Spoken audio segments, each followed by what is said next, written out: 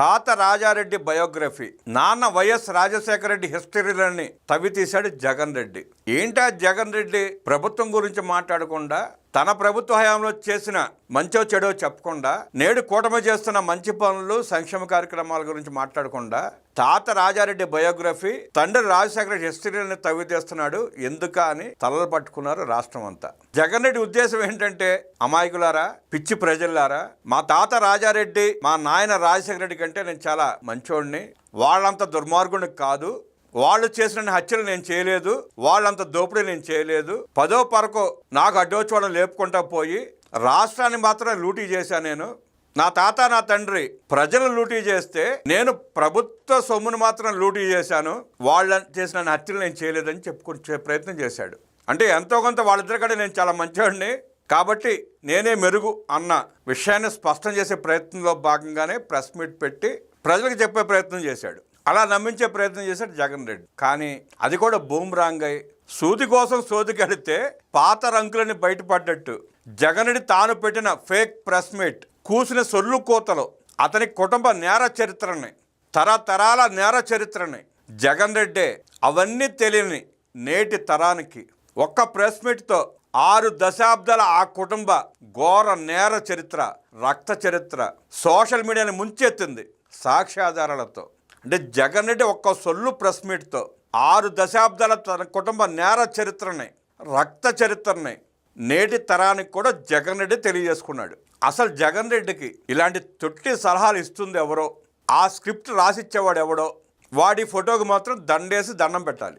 జగన్ రెడ్డి చేస్తే తన కుటుంబ నీచ చరిత్ర గురించి, రక్త చరిత్ర గురించి ఆ సలహాదారుడు మాత్రం గొప్పోడే. అంటే జగన్ రెడ్డి మీద, జగన్ రెడ్డి కుటుంబం మీద ఎంత కక్ష ఉందో, ఆ కుటుంబానికి బలైన కుటుంబాల్లో ఒకడైన ఆ సలహాదారుడు అయి ఉంటాడు బహుశా. డైరెక్ట్గా ఆ కుటుంబాన్ని ఏం చేయలేక జగన్ రెడ్డి చేత ఇలాంటి స్క్రిప్ట్లు చదివిస్తూ తన కుటుంబ పరువు తానే తీసుకునేలా చేస్తున్నాడు ఆ సలహాదారుడు. వైఎస్ కుటుంబ చరిత్ర అన్నీ రక్తపు మరకలే.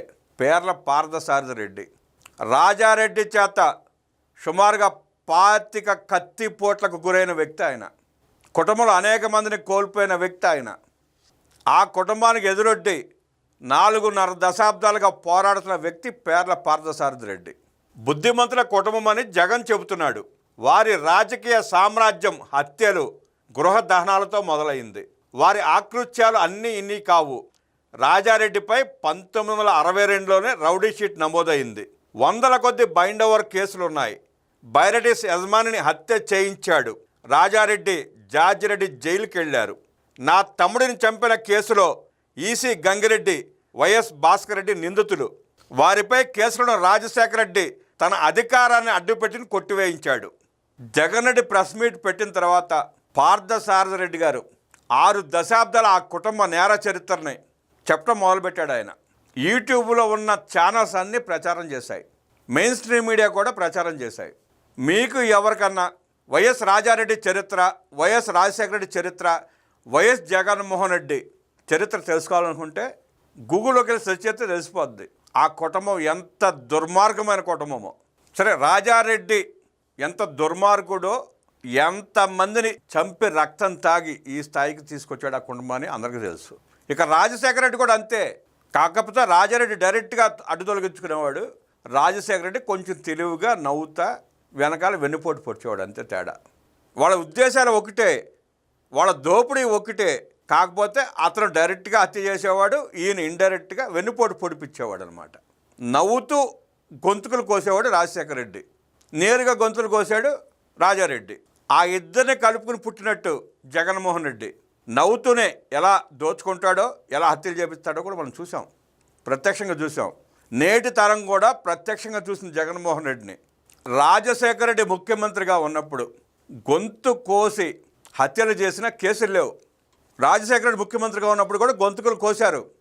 జగన్మోహన్ రెడ్డి ముఖ్యమంత్రిగా ఉన్నప్పుడు ఎలా అయితే తోట చంద్రయ్య పేక కోసి చంపారో, అలాగే నాడు తండ్రి రాజశేఖర రెడ్డి కూడా ఎరుకుల కులానికి చెందిన మహేష్ అనే వ్యక్తిని చుట్టుముట్టి గొంతు కోశారని, కేసు రిజిస్టర్ కాకపోవడం వెనక జగన్ రెడ్డి హస్తం ఉందని పేర్ల పార్థసారథి రెడ్డి అన్నారు. పార్థసారథి రెడ్డి గారికి పులివెందుల్లో ఆ కుటుంబం చేసిన ఆకృత్యాలు, దారుణాలు, మారణ హోమాలన్నీ తెలుసు స్పష్టంగా. ఎరుకుల మహేష్ని ఎలా అయితే రాజశేఖర రెడ్డి చంపించాడో తన రాజకీయ పబ్బం గడుపుకోవడానికి, రాజకీయంగా స్థానికంగా ఎదురు లేదని నిరూపించుకోవడానికి, అలాగే పల్నాడులో జగన్మోహన్ రెడ్డి ముఖ్యమంత్రిగా ఉన్నప్పుడు తోట చంద్రయ్యని కూడా పేక్కోసి చంపించారు. ఈ జగన్ రెడ్డే నా తండ్రి కంటే నేను తక్కువ అన్నట్టు, పేకలు కోయడం నాకు వచ్చు మా నాయనకే కాదు అన్నట్టు నిరూపించుకోవడానికే ఎరుకుల మహేష్ని రాజశేఖర రెడ్డి పేక్కోసి చంపిస్తే తోట చంద్రని జగన్ రెడ్డి పేక్కోసి చంపించాడు. మహేష్ తమ్ముడి కొడుకులు ఇద్దరిని గొంతు కోసి చంపితే ఎఫ్ఐఆర్ లేదన్నారు. 2003-4లో కడప సెషన్స్ కోర్టులో రాజారెడ్డి, ఉమామహేశ్వరరెడ్డి హత్య కేసుల విచారణ జరుగుతుంటే తన పక్కన సూట్ కేస్ బాంబు పెట్టించిన గనుడు జగనేనన్నారు. తనతో పాటు పరిటాల రవి హత్యకు మధ్యల చెరువు సూరితో ఒప్పందం చేసుకున్నారని చెప్పాడు. దీనిపై జగన్ అనుచరుడు మంగళకృష్ణపై కేసు నమోదైందని, జగన్ను తప్పించారని వెల్లడించారు. పరిటాల రవి హత్య సూత్రధారులు జగన్ ఆయన తండ్రేనని, వైఎస్ సీఎంగా ఉండడంతో ఆ కేసు నుంచి జగన్ తప్పించుకున్నాడని చెప్పారు. నాటి సీఎం చంద్రబాబు విధానాలతో 1998 తర్వాత రాయలసీమలో ఫ్యాక్షనిజం అంతమైపోయిందని, పులివెందులలోనే 2500 మంది సాఫ్ట్వేర్ ఉద్యోగులుగా మారారన్నారు. ఈరోజు పులివెందులలో కత్తి పట్టేవాడు, తుపాకీ పట్టేవాడు ఒక్కడో లేరని, జగన్తో కలిస్తే మీ పూర్వీకుల్లా కత్తికి బలవుతారని, కుటుంబ పెద్దలను కోల్పోయి మాంగళ్యాలు పోగొట్టుకుని మహిళలు ఎన్నో బాధలు పడ్డారని, ఆ పరిస్థితి ప్రస్తుత తరానికి రాకూడదని తాను కోరుకుంటున్నట్టు పేర్ల పార్థసారథిరెడ్డి చెప్పారు. ఇప్పుడు జగన్మోహన్ రెడ్డి ప్రెస్ మీట్ పెట్టి పార్థసారథిరెడ్డి గారు చెప్పిన విషయాలకి, సోషల్ మీడియాలో వెల్లువెత్తుతున్న ప్రశ్నలకి సమాధానం చెప్పాలి.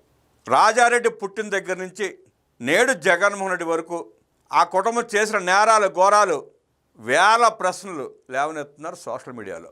వాటన్నిటికీ సమాధానం చెప్పాలి జగన్ రెడ్డి. చెప్తావా? ఆ ధైర్యం ఉందా జగన్ రెడ్డి నీకు?